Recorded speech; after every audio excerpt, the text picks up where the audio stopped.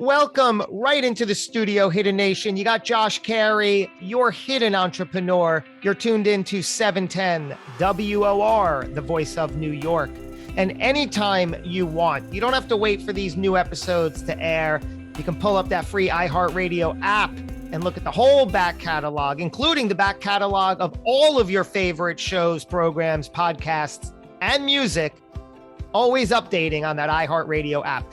Today, Hidden Nation, we have a great show for you, an inspiring one, I might add. We're joined by our guest, Anthony John Hoare, who is the author of the newly released book, available right now on Amazon or wherever you get your book. It's called Lucifer's Lair. And I got to tell you, this is a page turner. You're going to want to check this one out. Anthony, so good to have you on the program today. Thank you for joining. So you have written Lucifer's Lair. Have you written a book like this before? Because I was telling you, I almost couldn't put it down. It's wonderful. This was my very first attempt at writing a book.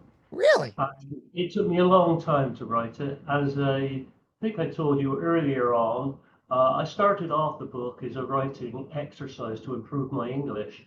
It was really, really poor. And so anyway, through the course of this book, I eventually got it published, and there it sat for perhaps 10, 15 years. And just recently, there's been some interest in it. So I took it to an editor and had it get it checked out by an editor properly. And she read it wasn't cheap for a reading either. She read the whole thing, and she mentioned things about the book that showed she had definitely read it from page to page, cover to cover. And after I had asked her price for total edit, and she said, trying to think of her words, an author of your, it wasn't talent, ability, or Caliber. caliber was in that too, doesn't need someone like me to correct your work. She said, there's nothing I can do for you.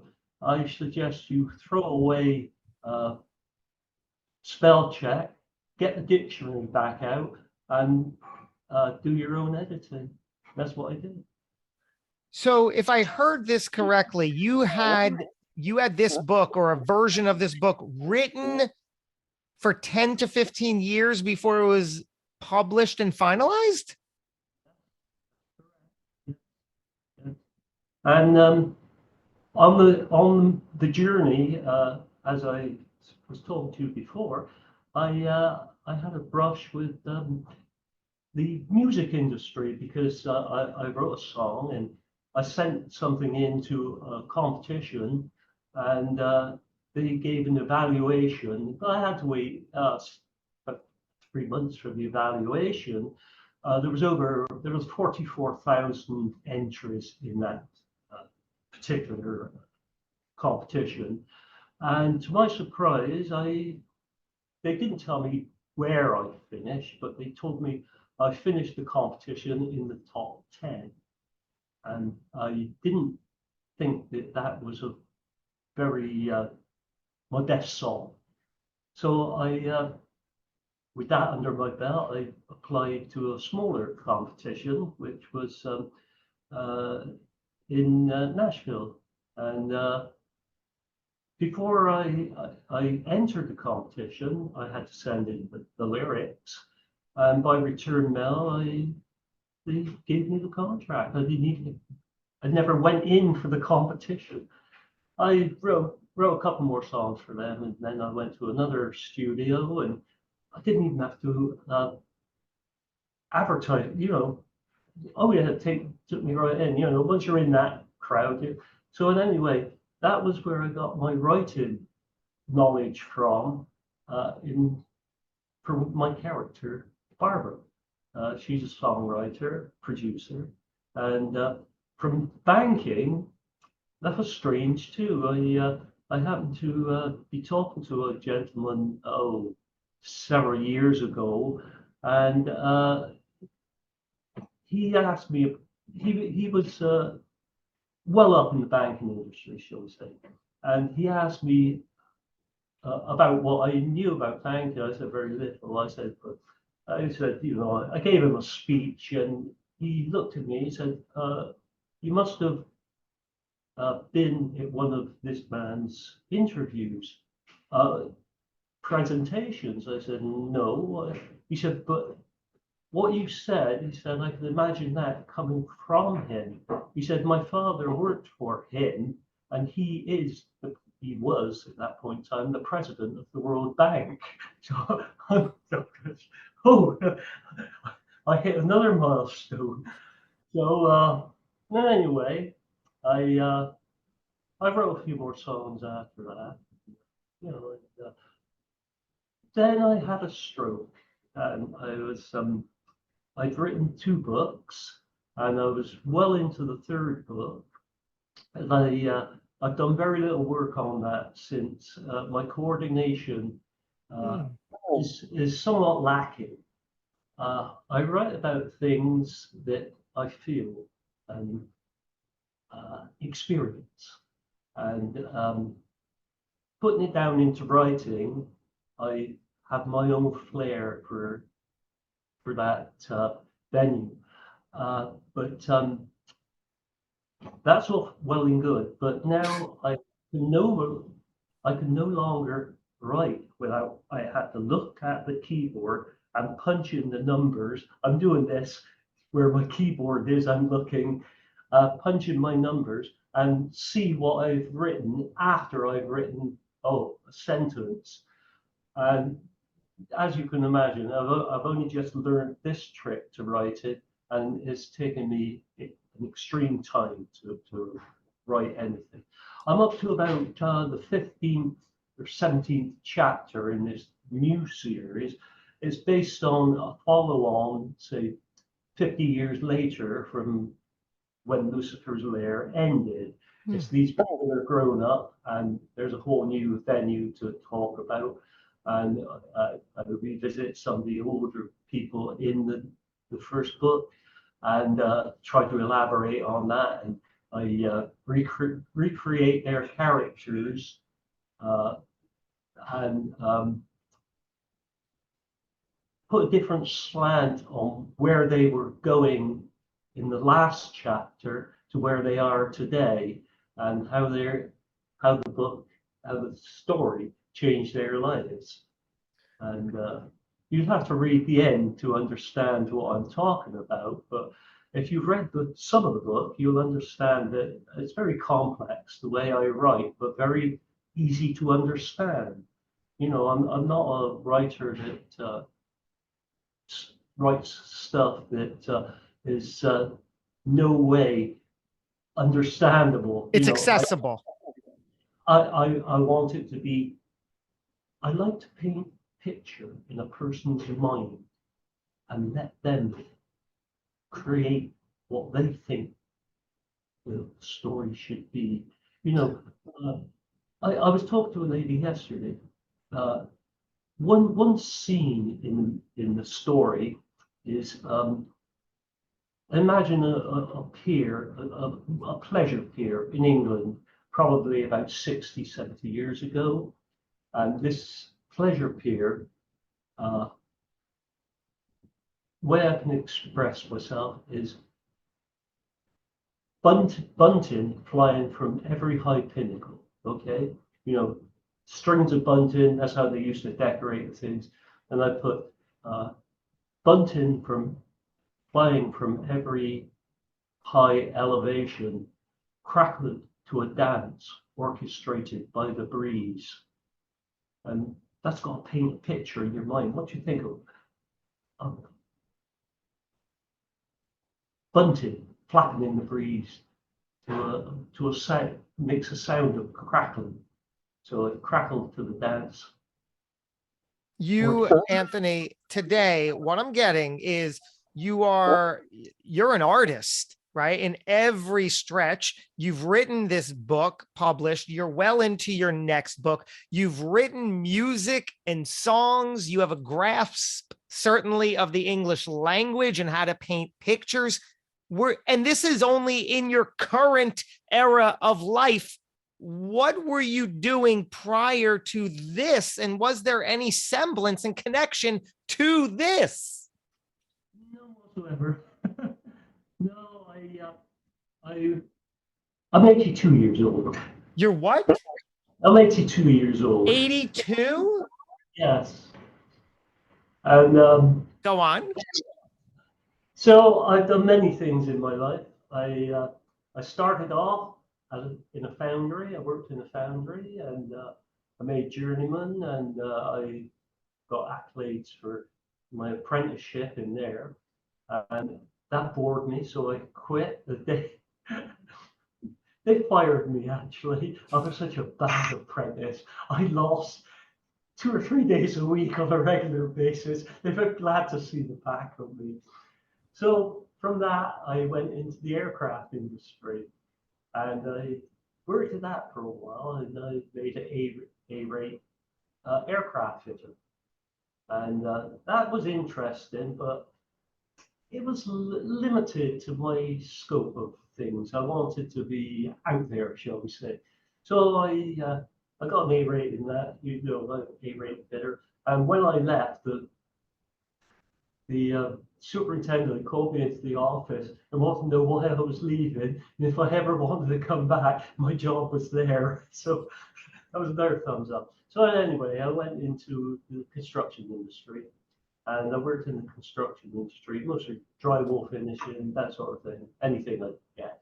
And I worked at that for a number of years, and my last job there was I worked as a teacher in that industry. I made it to the top promotion. And I got a phone call one night, and they said, "We need a teacher for the painting and drywall part of our industry." I said, "Hey, I can do that." I'd had a few beers, needless to say. So anyway, I've been thrust into that one. So I worked in that for about another year on and on. I always told them that, I was only doing it as a stand-in until they got someone to do it, period. But they didn't want to let me go. I didn't want to stay. So anyway, I finished with that and went back to my writing work. I never left Winston, but I was able to put more time into it. And I wrote a few more songs that I've not pushed or done anything with, just sat. And that's all I can say about me right now. I just about at the bottom of my pile of thought on that one. If you have something to ask me now, Yes. yes, I will always have something to ask you. This is incredible. So like I said, you've entered into this artistic and creative phase of life. Looking back on your life through this lens, what do you make of all this? What do you feel about all this? Oh, well, you have various aspects of your life that you want to remember and sooner forget about. And I've had a good life, and I have no complaints. I've been satisfied with the way I've lived my life, and if through this book a bit of financial profit comes my way, I have a couple of holidays that I would love to take. That would be my aim. I'm too old to have visions of doing much more than enjoying writing, making what I write better than the last thing I wrote, and just carry on in that. So, yeah. So what can you say you've you've learned, or that what kind of wisdom can you impart on those following in your footsteps? What do they need to know? Well, never give up. And I think I mentioned this to you earlier on. You know, if you doubt yourself, shoot for the stars, and then look over your shoulder when you reach the moon and think, how far have I just come to get here? And that gives you inspiration. Is that what you do? You actively recall those moments of gratitude for yourself? Yeah, and other people. I mean, I'm not a single cell person, you know. I got lots of friends and that. Absolutely. Yeah. So you're writing this new book. Tell us about this. Well, it starts off exactly 50 years Yeah. after the birth of the main character in Lucifer's lair. He becomes the main character, the son of Ian and Barbara. And this is his life story. And then I can't tell you too much more about what happens to him because that'll spoil the. It matches up with the end of the last book, you see. And if I tell you the end of the last book, that would be all I can say is in the last chapter of Lucifer's Lair, Barbara is walking along northwards on a promenade after parking her car, and she passes the old pier. This is like 20 years, 30, no, about 15 years ago. The old pier at that time had been burnt down. There's been total racking and ruin. It has been rebuilt since, but anyway, she passes the old pier, and that stirs memory. This is in the epilogues.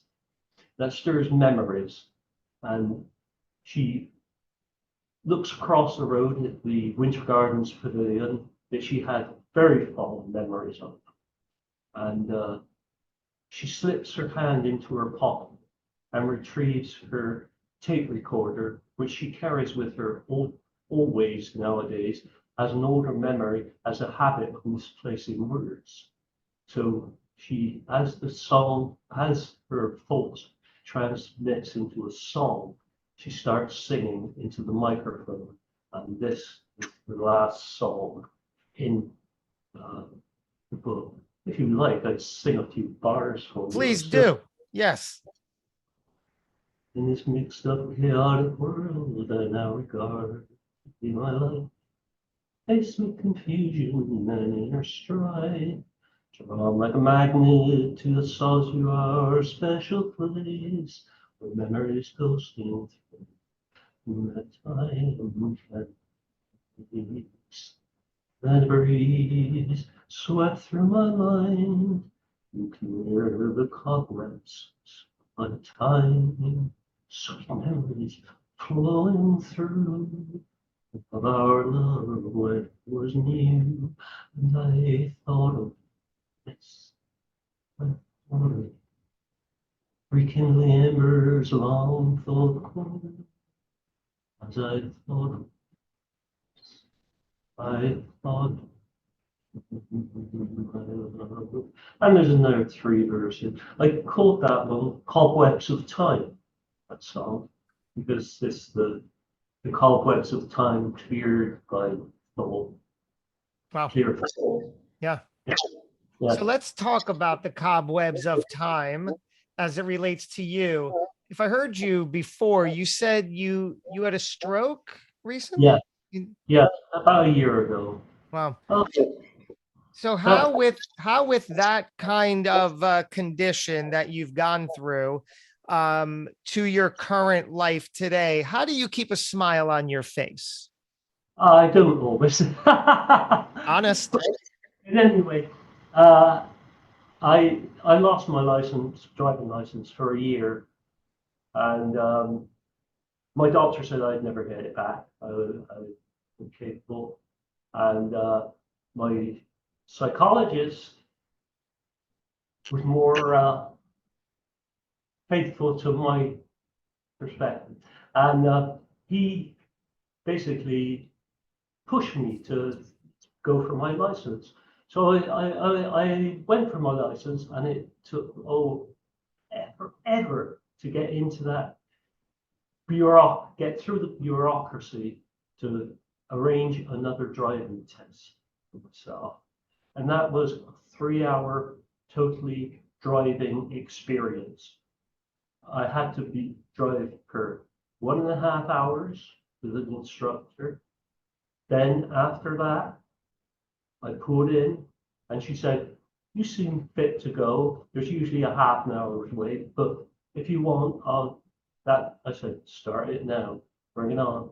So and anyway, I went through that one, and I passed. You And passed. You got your license back.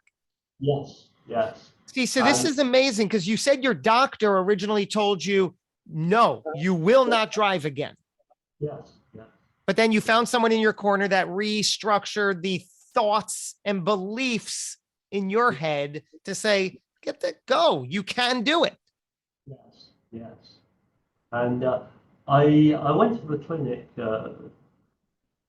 quite a few times, and my thoughts started to clear, shall we say. And the only thing I have a problem with now is I find the correct words hard to grasp sometimes, the correct words for me to say. And usually I skirt around it by changing to other words, symbols, whatever. And I just persevered. And when I did pass the test, there were 3 people there. They had their supervisor, blah, blah, blah. And they seemed quite surprised. And I said, "Well, how long do I take before I get my license from Victoria, which is the head office?" They said, "Well, we'll phone right away." Oh, okay. So anyway, the lady in charge phoned and said, "Oh, you got your license. Stand over there, we'll take your photo, and you drive away with your full license." I said, "Wow, thank you." She said, "But why do they get it so quick?" She said, "Well, basically, we don't usually get people that pass their tests on such a high standard." I said, "Well, what?" She said, "Yeah." She said, "You had like, I think it was 6 or 7 demerits against you in that driving test." She said, "One was you stopped a little too close to the stop line 3 times." She said, 2 times or 3 times you didn't look over your shoulder." But I always glance over my shoulder. I got quick reactions, you know. She said, "You didn't glance over your shoulder. You know, you got." And so that went against her. She had 2 or 3 points against that. She said, "But you passed with one of the highest ratings we've had." And I said, "Well," Wow. she said, "You asked for your driver's license to be reinstated, but when you want it reinstated, you asked if you have all of your driving record reinstated too." She said, "That's a strange thing to ask." I said, "Why did you ask that?" I said, "Well, I've only had 3 speeding tickets since I've been driving 54 years." And her face dropped. She said, "You've only had 4 speeding tickets in 54 years?" I said, "Yeah." I said, "One was about 40 years ago." I said, "It was 25 years ago." There was 3 of them. Their faces dropped. That was a bit of a kick for me. Yeah. Wow. Let's talk about the book, before we part today, Anthony. Lucifer's Lair. You wrote this in tandem with, or I should say, you had it produced with Authorunit, and you worked with Alice Gray on the project. What was that experience like working with Authorunit and Alice? With Alice, she's a gem. What's that? With Alice, she's a gem. And that's all I can say. She's a wonderful person to work with, and yeah, I really enjoyed it. They seem to have changed their management somewhat in the last week or two, month or so. I don't know. I've been away on holiday, so I can't comment on their new staff. That would be unfair of me. Yeah, I wouldn't expect you to. Just wanted to get your perspective on Authorunit. Love to give them a shout out. Highly recommended. Yes.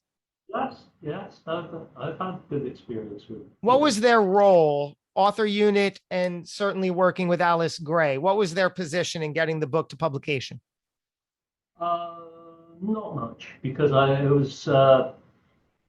it had been published by Page Turner, and they basically okayed it through their system, and I didn't hear much from that. I edited it fairly good. So yeah, but working with Alice is a gem. Yeah. Oh, yeah. Good. Lucifer's Lair, available now on Amazon. How does that feel to have that book published? Great. Please. But now comes the other thing, getting it. It's okay getting it published. It's getting it put out there in bulk. That's right. And that's what we're here for. Yes. So there you go, Hidden Nation. I hope you enjoyed my conversation with Anthony John Hoare, the author of the new book, Lucifer's Lair, available on Amazon. Go check it out. Anthony, engaging, intriguing, really insightful dialogue. Really, really thrilled that I had the pleasure to connect with you today and learn about you and your history. Thank you. Conversation. It was a conversation rather than an interview. Of course, that's what we're going for. Aren't we always, Hidden Nation? Thank you so much for tuning in. Remember, get yourself out there, show up, be visible, like Anthony, do what feels right, go along your life and implement the good. We're going to do this again before real soon. Until we do, thanks so much for tuning in. Take care. Be well.